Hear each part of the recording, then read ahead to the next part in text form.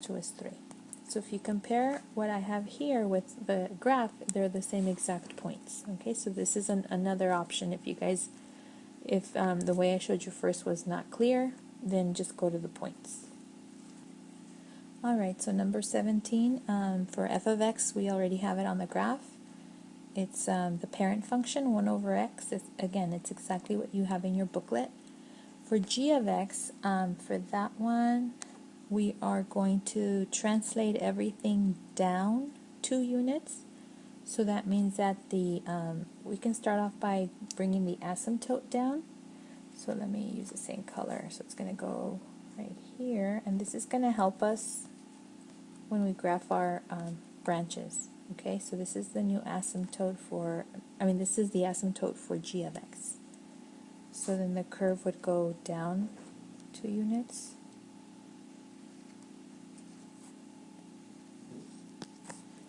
And down 2 units. Okay, so the pink curves, the pink branches, that's g of x.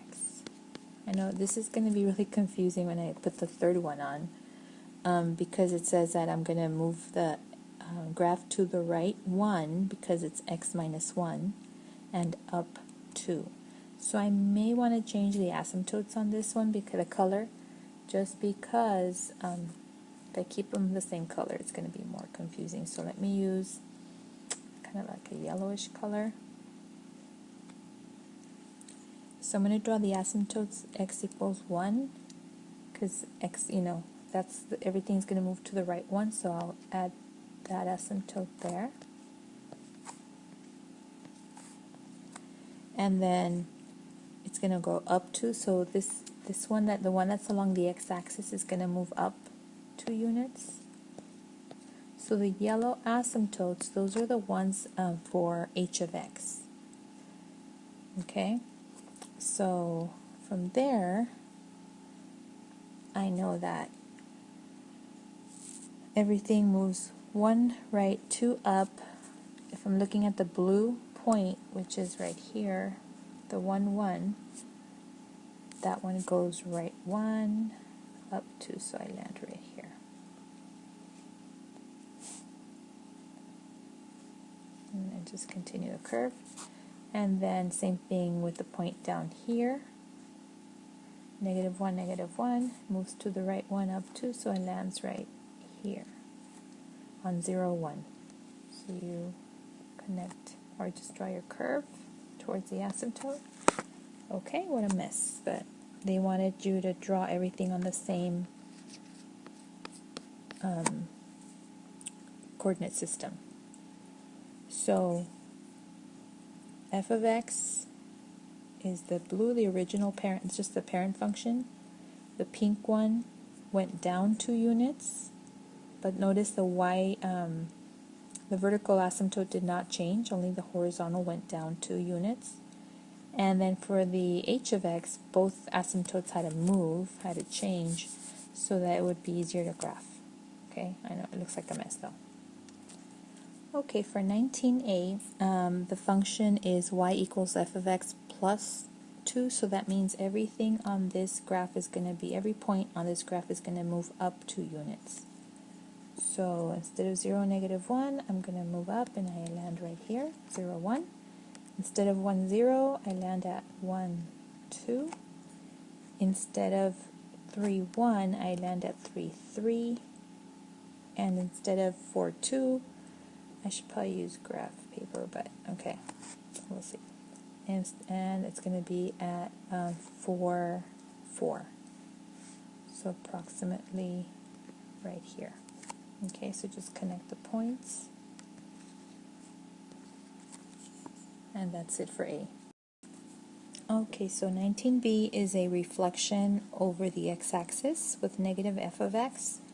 So all the y's change signs, right? So I'm going to have, instead of 0, negative 1, I'm going to have 0, 1. 1, 1 will stay there because, 1, 0 will stay there because 0 is 0. 3, 1 will be 3, negative 1. And 4, 2 will be 4, negative 2. So connect points, and there is letter B. All right, C is translation to the right 2 units. So instead of 0, -1, it's going to be 2, -1. Instead of 1, 0, it's going to be 3, 0. Instead of 3, 1, it's going to be 5, 1. Oops. And instead of 4, 2, it's going to be 6, 2.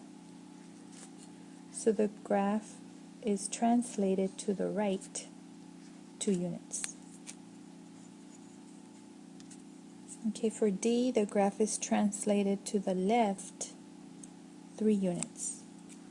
So instead of 0, -1, it's going to be -3, -1. Instead of 1, 1, it's going to be -2, instead of 1, 0, it's going to be -2, 0.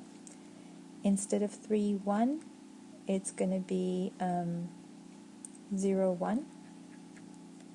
And instead of 4, 2, it's going to be 1, 2, 3, 1, 2. So connect the points, and there's the graph. Translated to the left 3 units. Okay, for letter E, it's a vertical stretch by a factor of 2. So that means that all the y values are going to be multiplied by 2. So right here, instead of 4, 2, it's going to become 4, 4, because the 2, which is, that's the value of y here, it's going to double. This one, instead of 3, 1, it's going to be 3, 2. And this one, 1, 0, is going to stay 1, 0, because 0 times 2 is 0. And this one, 0, -1, is going to be 0, -2. Okay, so let's go ahead and plot those points. So 4, 2 becomes 4, 4. 3, 1 becomes 3, 2. 1, 0 stays 1, 0. And 0, -1 becomes 0, -2. Connect the points, and you can see the vertical stretch by a factor of 2 right here. Okay, letter F is a reflection over the y-axis. And again, how do we know that? Because there's a negative inside as a coefficient of x, inside the function. So 4, 2, this point over here is not going to be there anymore. It's going to be -4, 2. So -4, 2. 3, 1 is going to be -3, 1. 1, 0 is going to be -1, 0. And 0, -1 is going to stay 0, -1. Okay, connect the points, and there's the graph.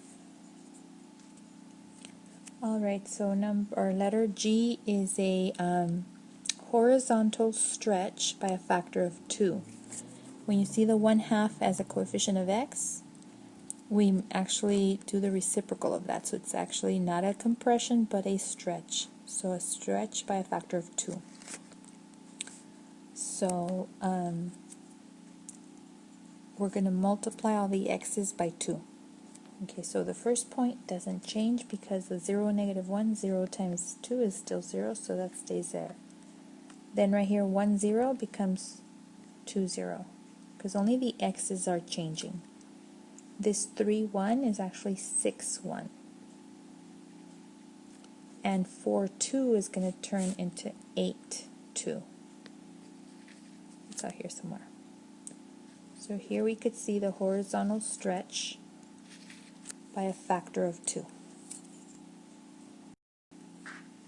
Okay, for number 21, they want you to describe the error in graphing.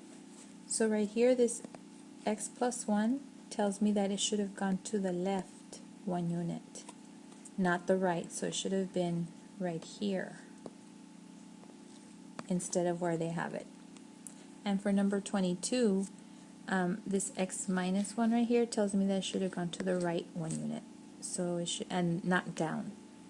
So the vertex would be here, and it'd go like this and like that.